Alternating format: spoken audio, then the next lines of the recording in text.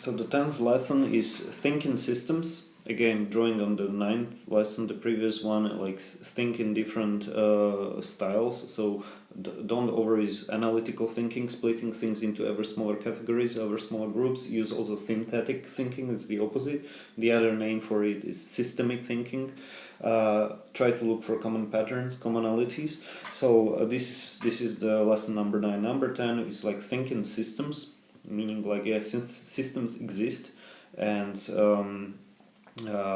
we are part of a bigger whole somehow and of interconnected things, and this makes stuff complex. So one of the things when thinking about systems, of course, you have feedback loops. So you have a positive feedback loop, which means like imagine cows being somewhere stationed, and then there is a cow getting into panic for some reason, and the other cows are like seeing it, and then they get again also in the panic, and the panic grows, and the cows kind of become angry or like scared, and they run, and they can like clash into each other, and it's like the panic grows. So this is like the positive feedback loop. Like imagine one bank falls, and then suddenly there can be run on the banks, even the healthy banks, and it's like so positive meaning like reinforcing cycle, like cycle is reinforcing. So one thing leads to another. Imagine like the difference between banks and bridges is like if you burn one bridge, then not the other bridges all around the world will stay the same, whatever. But if one big systemically important bank fails, it can like spread panic. And it is why it spreads panic, because of positive feedback loops. The opposite is negative feedback loop. It's not like it's negative, means like it's not reinforcing, but it's inhibiting. So imagine a thermostat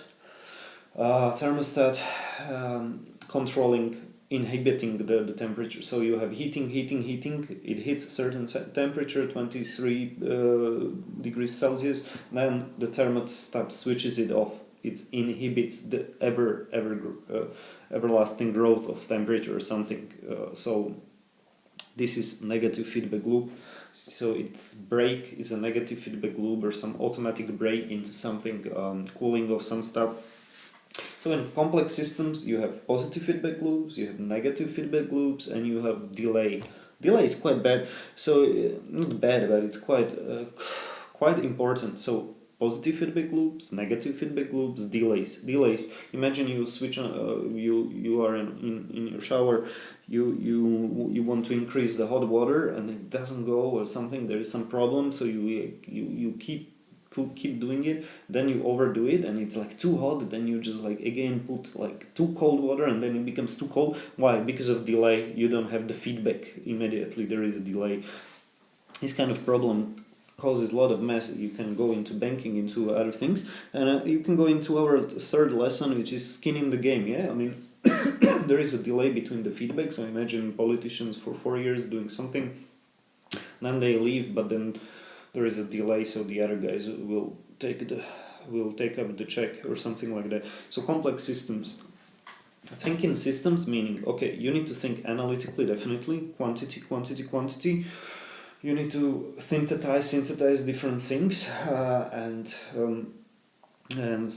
think systematically.